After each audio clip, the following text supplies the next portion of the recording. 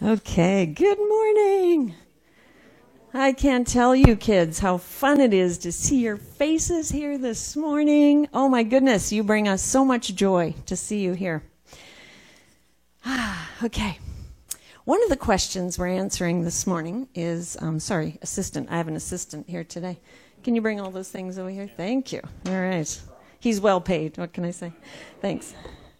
And one of the questions we're answering today is, why are we coming back to church? Because I know some of you would have watched the children's lesson online, and yet it's so much more fun to be back here in church together, and we're going to talk about some of the reasons why. I read a book to my grandson, and it starts out like this. 1 is good for a quiet walk. 2 is good for a quiet talk. So there are some things that are good to do alone, and then there's things that are so much better when you have someone with you. So I was wondering if you could think about some of those things that almost impossible to do alone or just not very much fun.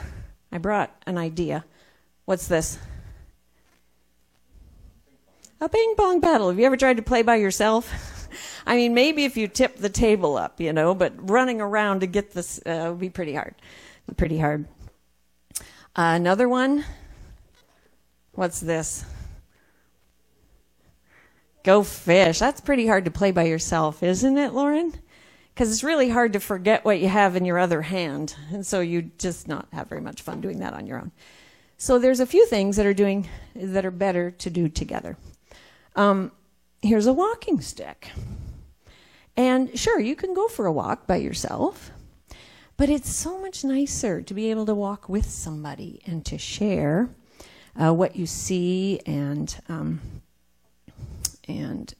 there's a verse in the Bible that I thought of when I was thinking about walking, and it says this: 2 are better than 1 because they have a good return for their labor. That means you can get more done with somebody else.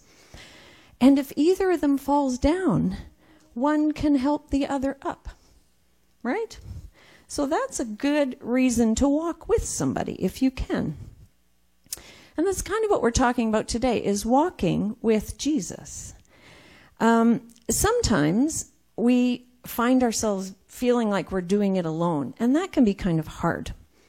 I know I was a kid once, I had kids, I have grandkids, so I know that sometimes at school, other kids can be kind of mean.